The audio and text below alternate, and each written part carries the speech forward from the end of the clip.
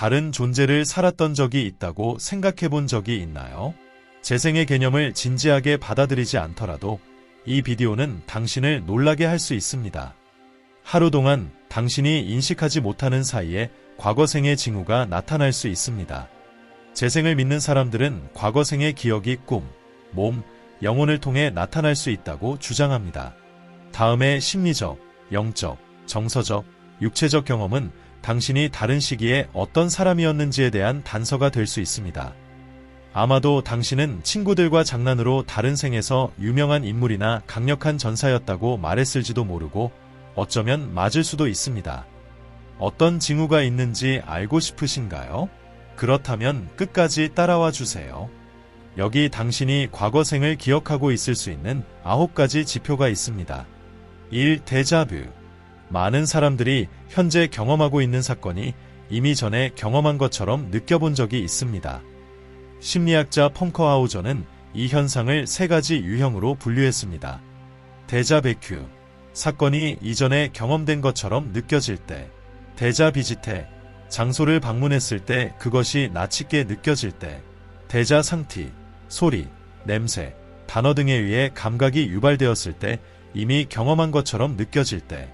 과학자들과 정신과 의사들은 이러한 현상에 대해 신경학적 설명을 제공하지만 다른 사람들은 이러한 이상한 감정이 과거생의 희미한 흔적일 수 있다고 믿습니다.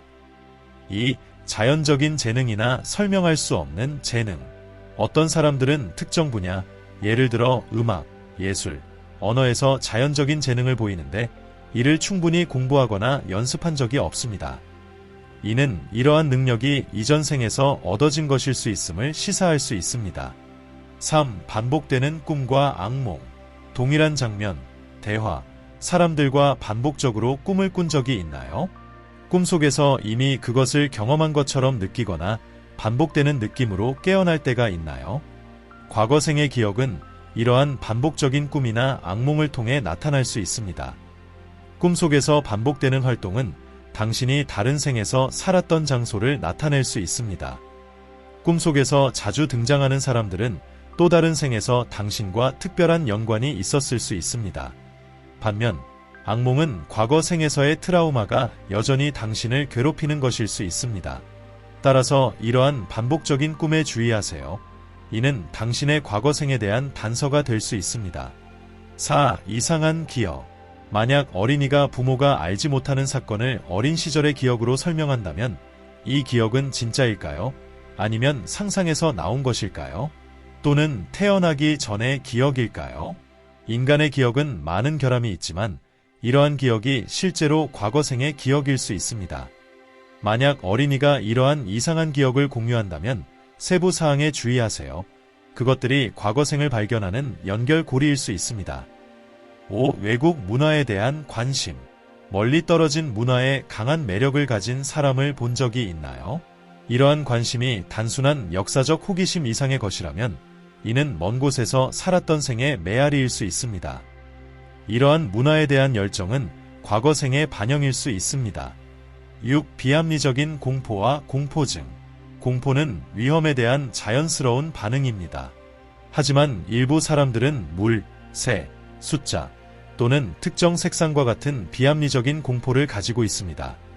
과거생을 믿는 사람들에게는 이러한 공포가 이전 생에서 겪은 트라우마의 잔재일 수 있습니다.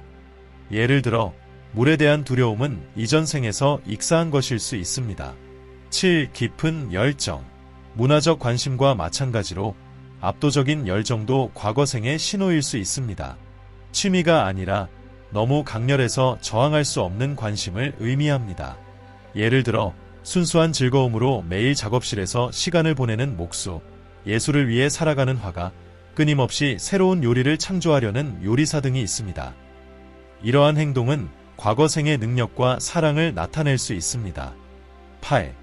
특정 상황이나 사람에 대한 강한 공감.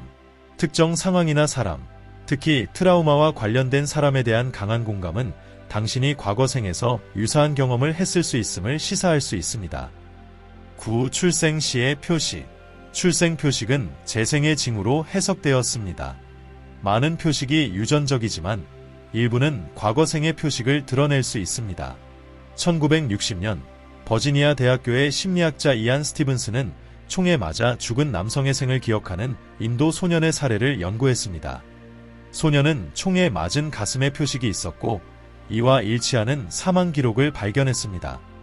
이는 스티븐슨이 재생에 대한 여러 책을 집필하게 만든 사건입니다. 10. 특정 장소나 시대에 대한 강한 연결. 당신이나 친구가 역사적 시대에 대한 설명할 수 없는 매력을 느낀 적이 있나요? 예를 들어 바이킹의 역사에 대해 모든 것을 읽고 그들과 같이 살고 싶어하는 것 같은 느낌이 있다면 이는 과거생의 기억일 수 있습니다.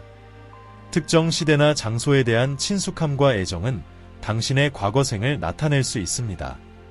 특정 시대에 끌리거나 그 시대로 돌아가고 싶어하는 마음은 다른 존재의 기억에 접근하고 있을 수 있습니다. 11.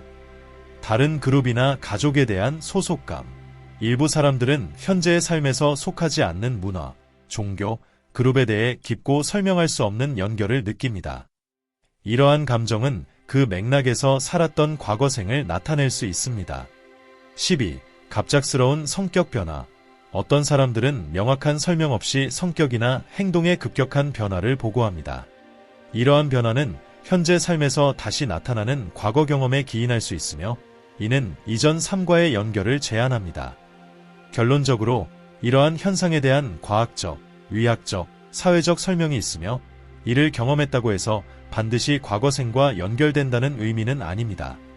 하지만 재생을 믿는 사람들에게는 이러한 사건들이 더 깊은 의미를 가질 수 있으며 과학이 설명할 수 없는 이유를 제공할 수 있습니다.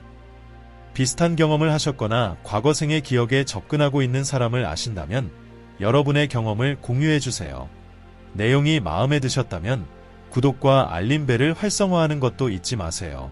모두에게 큰 안부를 전하며 기억하세요. 당신은 본질적으로 풍요로움입니다.